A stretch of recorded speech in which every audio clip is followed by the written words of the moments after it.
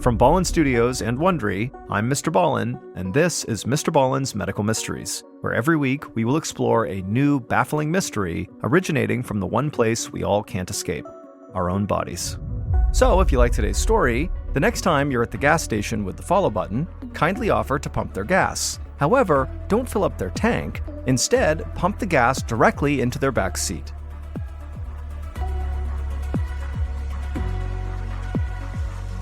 Going on a big, exotic vacation is supposed to be fun and exciting.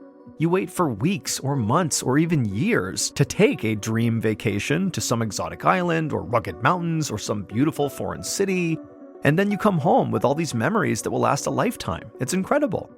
Or at least that's what's supposed to happen. But in today's stories, people's once-in-a-lifetime travels end up bringing them right to the edge of death. Our first story is about a man whose ski trip goes wrong in the worst way possible, leading to a very strange condition that leaves his doctors scratching their heads.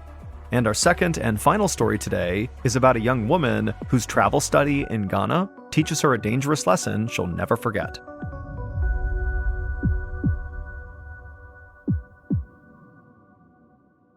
Here's our first story, The Buried Brain. Noah Schneider felt a rush of excitement as he glided on his skis down the side of a mountain. It was November of 2008, and the 25-year-old from Munich, Germany, had spent the past few days at a ski resort, happily racing through the snow with his friend Simon. Noah came to a stop and paused to enjoy the view. He and Simon were far away from the resort. They were out in the backcountry, where the terrain was much more rugged. Noah loved how wild the backcountry was, and how the surrounding forests filled the air with the smell of pine sap. Noah looked up above him and saw Simon was working his way down the slope as well. Noah was ready to get going, so Noah took a deep breath and then launched himself down a wide-open snowfield full of deep powder. But just a few turns later, he felt the snow under his feet begin to shift, and then suddenly it completely gave out underneath him. Noah's heart leapt into his throat as he was pulled down into a river of snow. Then the snow loosened and began to slide down the mountain. It was an avalanche, and there was nothing he could do to get out of it. Noah tried as hard as he could to try to find the way up to get his head out of the snow, but he was flailing his arms, and as the momentum turned his body from side to side, he was left feeling totally disoriented. He could feel himself rushing down the mountain, but the snow had now blocked out the sun, and it was too dark to see anything, so he had no idea where he was and what direction was what. Noah wanted to scream and try to get someone to hear him, but as the avalanche grew, as it rushed down the mountain, the weight of all the new snow piling on began pressing down on his chest, making it nearly impossible to breathe, let alone speak or yell. Noah knew if he couldn't get out of here, he would be buried alive. And so, as Noah tumbled down the mountain inside of that dark snow, he was left thinking of his family and friends who he would never see again.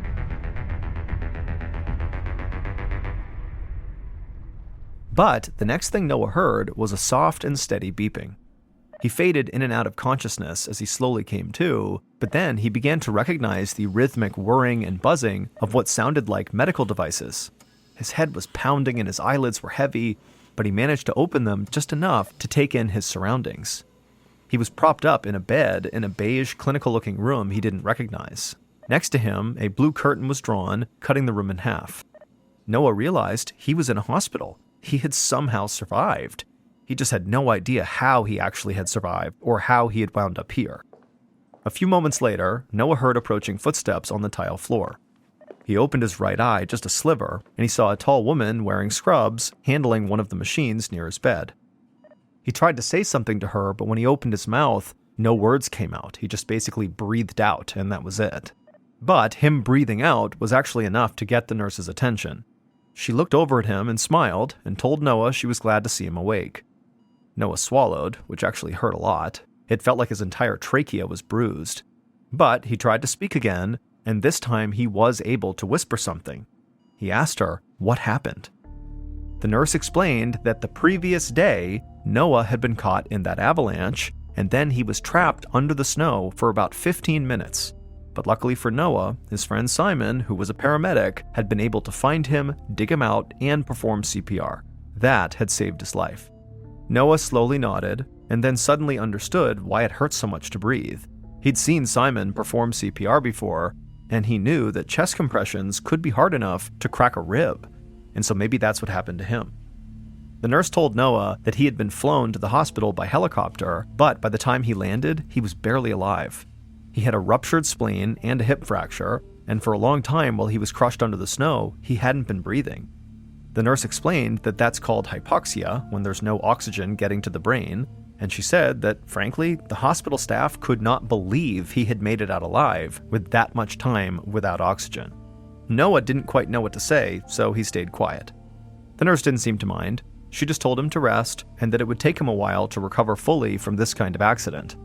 Noah gave her a half smile, and then closed his eyes and went to sleep.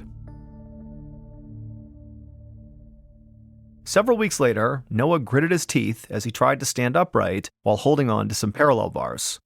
He had been at a rehab facility near Munich for a few days, and so far, he liked his new surroundings. It was quieter than the hospital, which made it easier to relax and sleep. Plus, he had physical therapy sessions every morning, which he knew were helping him regain his strength. Noah kept his eyes on his physical therapist, who was standing at the end of the bars, as he inched his way along toward her. His fractured hip was really burning from muscle exhaustion, but Noah kinda loved the challenge. When he first got to the rehab center, he'd been barely able to sit upright in a chair. But he'd been pushing himself every day, and now he could almost make it down the whole 10-foot-long section of bars before he had to collapse back into his wheelchair. Noah hoped he'd be upright and walking again by the end of February. That way, he could get back to school and finish his studies. So he willed himself to keep on going down the bars. When he finally reached the end of the bars, his physical therapist helped him sit down in his wheelchair and then gave him a high five. Noah smiled and leaned his head back, feeling proud of himself. It was the first time he'd gone the entire length of the bars, and he'd only been at the rehab facility for 3 days, and so he was hopeful he'd be able to be discharged much sooner than he thought. An hour later, Noah leaned back on the bed in his room, watching TV and opening a care package that his friends had sent him. He was grateful for the distraction. Aside from his morning therapy sessions, he had the whole day to himself, and so Noah was feeling pretty bored.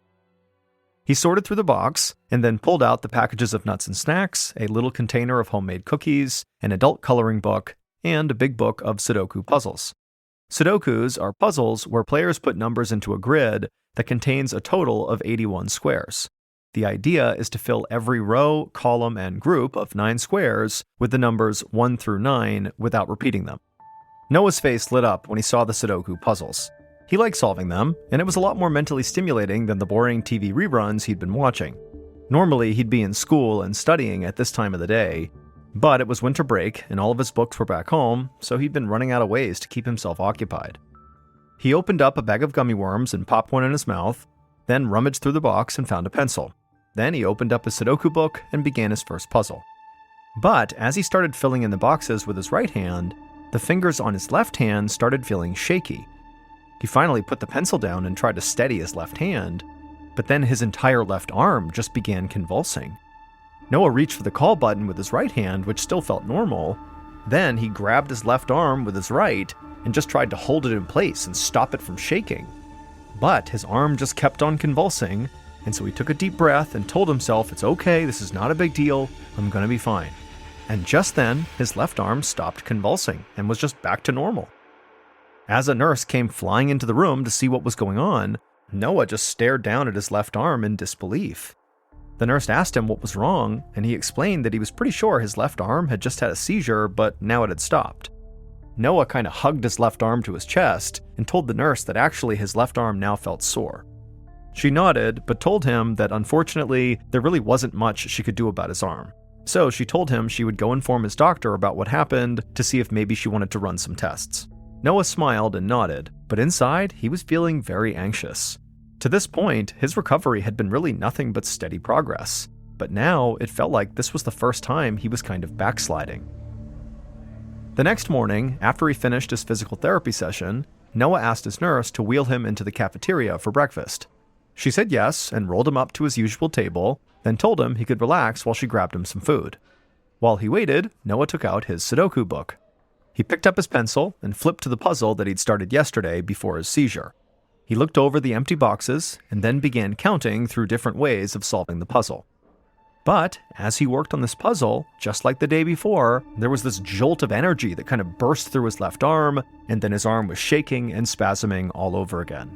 One of the patients sitting at his table asked Noah if he needed help, and Noah, who was terrified, just nodded, and then he heard the patient call a nurse over. The shaking moved up Noah's left arm and kept shaking even when he grabbed it with his right hand. He could hear movement all around him, and he knew the entire dining hall was now looking over at him.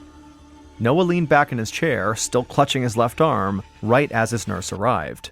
And when she did, Noah took a deep breath and then made eye contact with her, doing his best to try to breathe deeply and evenly and try to block out everything else around him. He was basically trying to stop panicking. And as he focused on just the nurse's face and on his breathing, slowly the shaking in his left arm actually dissipated.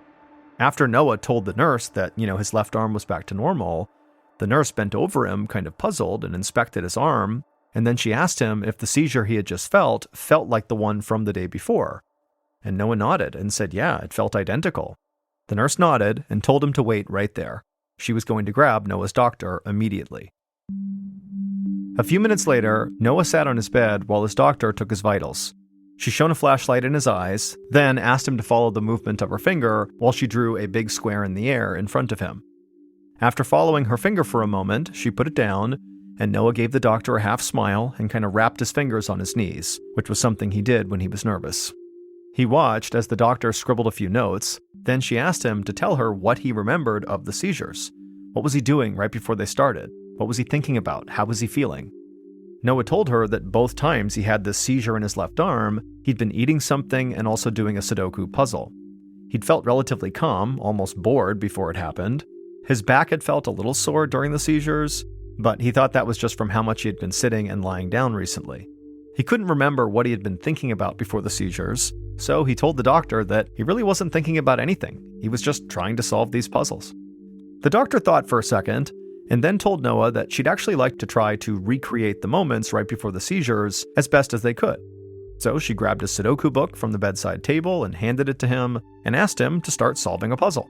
Noah nodded and opened up the book to the puzzle that he'd earmarked, and almost as soon as he began trying to solve it, his left arm began to visibly spasm. He looked up at the doctor, who was staring back at him in total disbelief. She told him she was calling a neurologist right now. The next day, Baron Feddersen, who was a neurologist, looked in on his new patient from the hallway of the neurology wing at the University of Munich. Through a glass window, he could see Noah in a hospital room filling out a worksheet of complex math problems and also a crossword puzzle. Dr. Feddersen suspected that Noah's seizures were somehow being triggered when Noah tried to solve puzzles. He watched as Noah worked on the math problems, expecting his left arm to begin shaking, just like when he had solved the Sudoku puzzles. But after about 10 minutes of doing these math problems, Noah's left arm was steady, and so was his right. He finished his worksheets, then put his pencil down and looked up at Dr. Feddersen through the window. Dr. Feddersen frowned. He had been so sure that it was just trying to do math that would cause Noah's arm to seize. But clearly it was not just math, because that didn't do anything. So Dr. Feddersen decided that Noah should try another Sudoku puzzle, because maybe it was just Sudoku that triggered his seizure. So the doctor brought a Sudoku puzzle into the room, and he watched as Noah began to solve it, and within moments, Noah's left hand began to shake uncontrollably. Once the seizure had passed, and Dr. Feddersen was sure Noah was okay again, he took a step back and just thought for a second. There had to be something unique about these Sudoku puzzles that was causing these seizures, but the doctor just could not understand what that kind of X factor was. What was it about Sudoku puzzles that was triggering this reaction from Noah? I mean, the doctor had never heard of a case like this in all his many, many years of practicing neurology. Finally, the doctor told Noah he'd be right back. He needed to go run some tests. 30 minutes later, Dr. Feddersen watched as a nurse secured a cap containing sensors and wires to Noah's head. Then Dr. Feddersen turned his attention to his computer screen right as the nurse handed Noah a Sudoku puzzle. As Noah began working on the Sudoku puzzle, Dr. Feddersen watched squiggly lines appear on his monitor. These were Noah's brain waves, and at first, Noah's brain activity looked completely normal. Then, a section right in the middle of the screen, right in the center of Noah's brain, began to light up, just as his left arm began to shake. Noah put his pencil down as the nurse moved a bit closer, and within a few moments, the seizure stopped and his brain waves went back to normal. Reviewing the chart, Dr. Feddersen could see Noah had just suffered a classic seizure. But there was one little piece of brain activity that caught Dr. Feddersen's eye, and he realized he needed to ask Noah some questions about the way he solved Sudoku puzzles. And what he learned shocked and amazed him. It turned out that Noah pictured the Sudoku numbers in a three-dimensional grid, like a big blank cube that he could fill with numbers. Imagining the puzzle that way activated the part of his brain used for spatial reasoning called the parietal lobe. During the avalanche, while Noah was buried under the snow and unable to breathe for 15 minutes, the lack of oxygen had killed neurons in this part of his brain. So now, when he tried to use spatial reasoning to solve these Sudoku puzzles, he was overstimulating his parietal lobe, which caused a seizure. And because he did not think in 3 dimensions when he did simple math problems or crossword puzzles, those didn't trigger a reaction at all. Dr. Feddersen told Noah that there was no cure for these seizures, but he might be able to keep doing Sudoku if he imagined the numbers in a more traditional 2-dimensional way. But Noah actually was not able to work on the puzzles that way. He was too rooted in the way he typically solved these puzzles, and so ultimately he just gave up Sudoku altogether. After that, Noah's seizures disappeared, and he was able to leave the rehab facility a few weeks later. Other than giving up Sudoku, one of his favorite games, he would make close to a full recovery.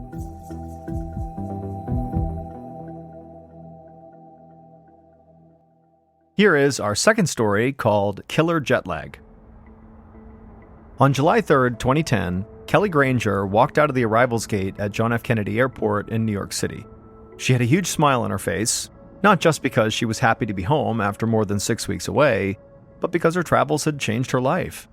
After finishing her sophomore year of college, 19-year-old Kelly had gone abroad for study in the African nation of Ghana. Kelly was an anthropology major, and she'd studied modern and traditional Ghanaian life while also volunteering to help Ghanaian people in need. On weekends, she and her classmates had traveled all over the country. She'd made some local friends she hoped to stay in touch with forever. All in all, this trip had been one of the best times of her entire life. Kelly made her way to the baggage claim area, where her family was already waiting for her. She already missed Ghana, but she had to admit that it was good to be back in New York and to feel the warm embrace of her mom and dad. She was also exhausted and ready to get home and sleep off the jet lag after crossing 4 time zones during her long flight. But over the next few days, Kelly had trouble shaking off her fatigue, and she had a very persistent headache.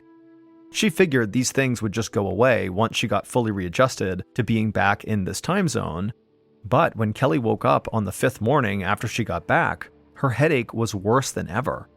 She rolled over and realized she was drenched in sweat. In fact, she was feeling so sick, she couldn't even get out of bed. So she wrapped her comforter around her more tightly and called for her mom, Gina. Then she laid in bed shivering with her eyes closed until she heard her mom come into her room and sit beside her on the bed. After her mom put a hand on Kelly's forehead and felt how warm she was, she told Kelly she was going to take her to the doctor. Gina just had a feeling that whatever was going on with her daughter seemed more serious than just jet lag or a little bug she'd caught on the way home, and so she wasn't going to take any chances. That afternoon, Kelly sat on her doctor's examination table with a thermometer in her mouth. She kept her eyes closed, as though that might get rid of the terrible headache that was pounding in her temples. Her doctor asked her if she was on any medications, and Kelly shrugged, as if to say, sort of. While she was in Ghana, she had been taking a malaria prevention medication called mefloquine, but she'd stopped taking it when she left, even though that was kind of recently, and since then she had not taken anything else. Suddenly, the thermometer beeped, and so the doctor gently pulled it out of Kelly's mouth.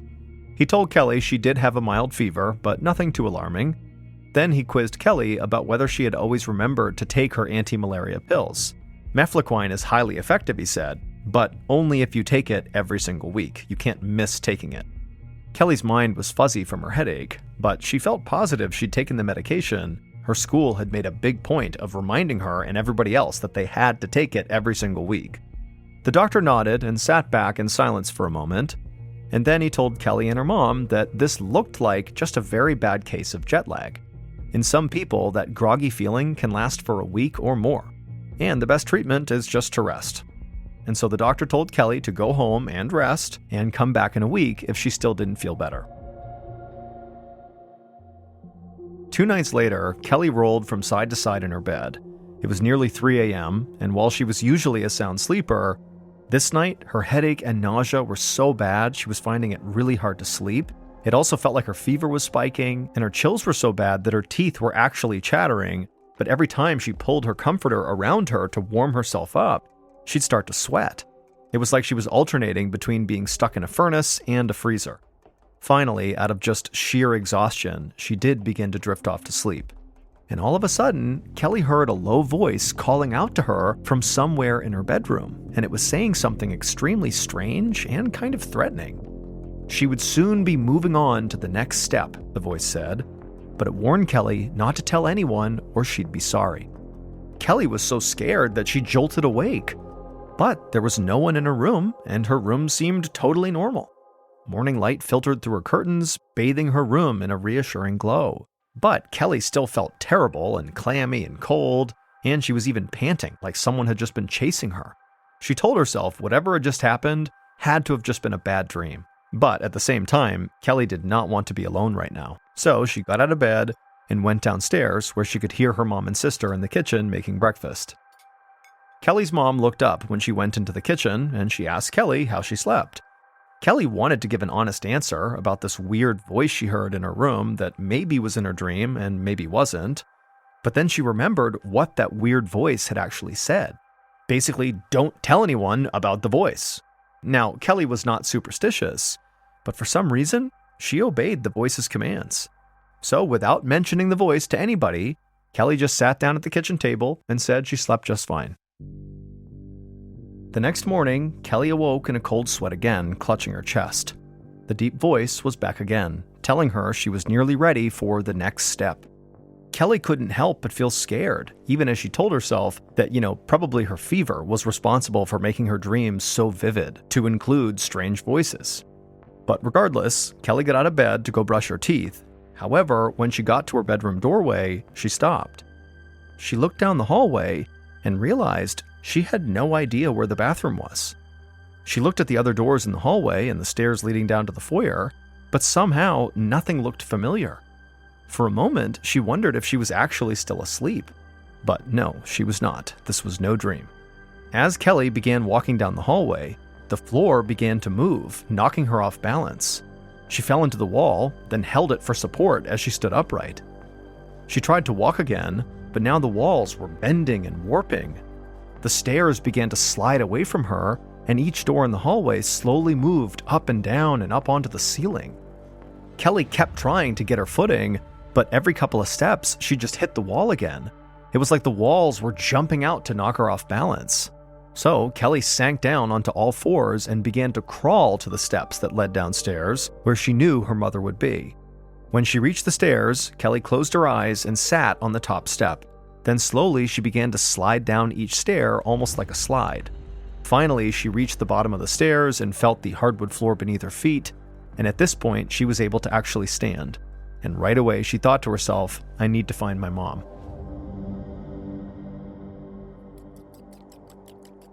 Gina was standing over the stove scrambling eggs when Kelly came into the kitchen with a blank look on her face and totally covered in sweat. As Kelly walked toward her mother, she kind of staggered into the wall. Gina exchanged confused glances with her other daughter, Jessica, who was sitting at the kitchen table waiting for eggs, and then Kelly stumbled over to the table too and sat down, staring at the wall. Not really sure what was going on with her daughter, Gina just asked Kelly if she'd like some scrambled eggs too. But Kelly didn't answer. Instead, she began mumbling under her breath, speaking nonsense and still just staring at the wall like she was having a full conversation with someone Gina couldn't see. Gina called Kelly's name, trying to get her attention, and asked who she was talking to, but Kelly did not seem to hear her. Gina turned off the stove and walked over to Kelly and put a hand on her forehead, and she could tell she was warm to the touch. And so between that and the fact that Kelly was basically not responsive, told Gina this was an emergency.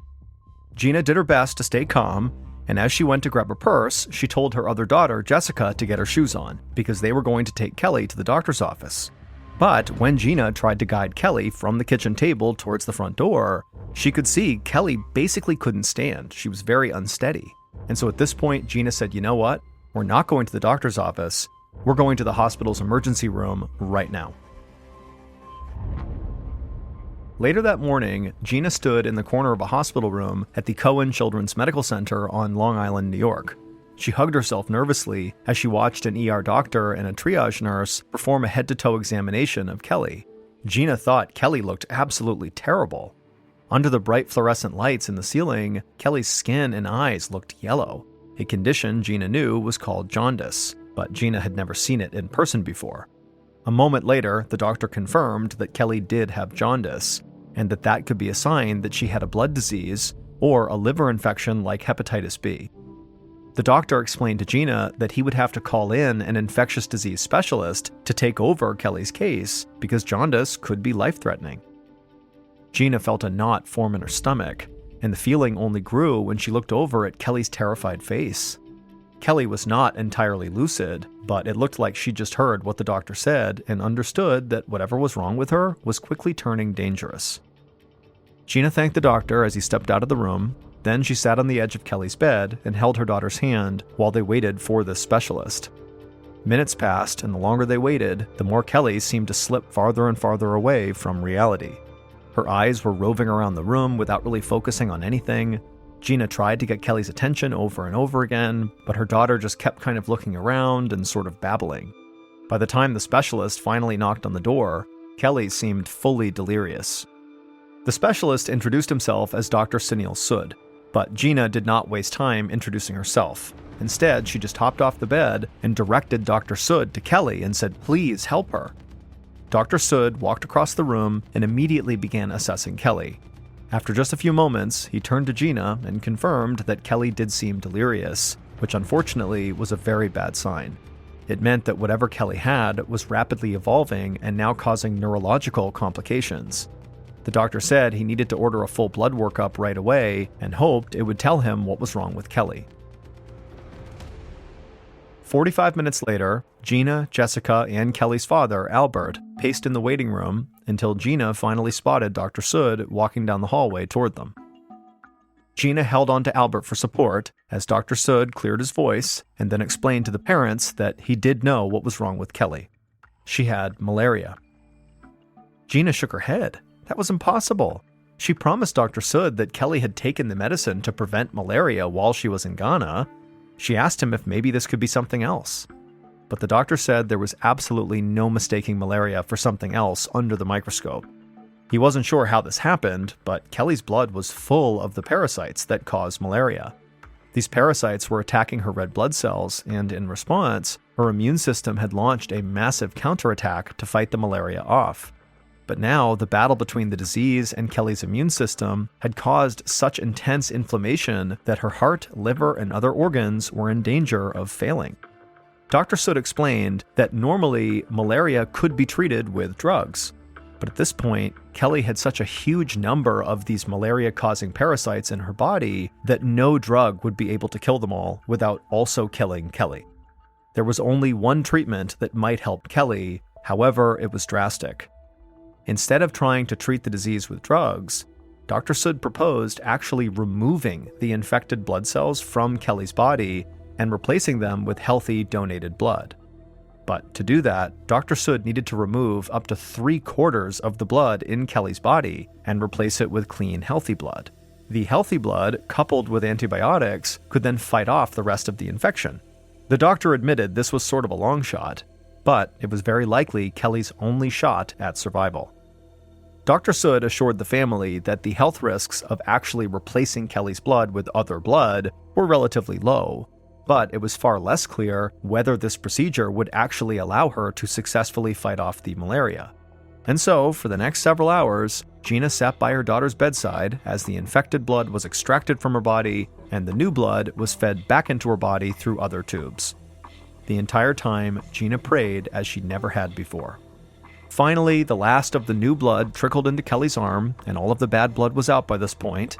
And so Dr. Sood came back into the room to tell Gina that Kelly's procedure was now over. And so now her daughter would stay unconscious for a while as her body adjusted, and then everybody would just have to wait at least several hours to see if this procedure had actually worked. After 3 long, anxious hours of waiting, Kelly's mother, Gina, could hardly stand it anymore. So she stood up and announced she was going to get some coffee from the vending machine. Basically, she just needed to do something to take her mind off this waiting. But just as Gina picked up her purse to leave, she heard a rustling noise coming from the bed. She whipped around and looked at her daughter, and Kelly's eyes were wide open and focused. She was looking at her father, and she smiled and said hi to him as though she'd just woken up from a nap. A few moments later, Dr. Sood strode into Kelly's hospital room and told Kelly and her family that the blood replacement strategy had worked. The malaria parasites were rapidly disappearing from her body. Gina smiled at him and thanked him over and over again for saving her daughter. But there was one thing that still didn't make any sense to her. She didn't understand how her daughter could have gotten malaria in the first place.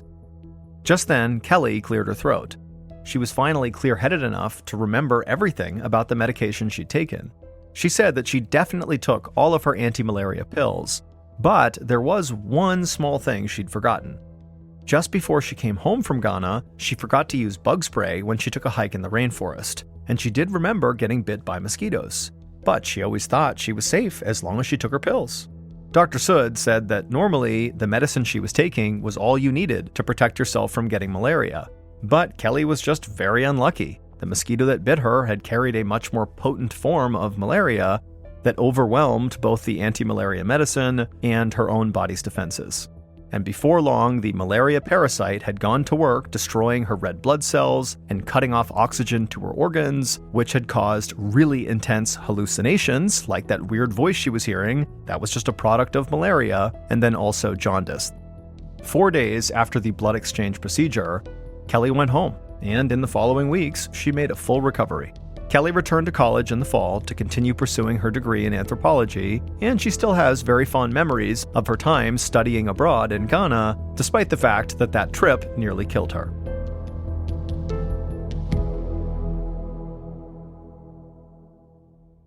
Hey Prime members, you can listen to new episodes of MrBallen's Medical Mysteries early and ad-free on Amazon Music. Download the app today.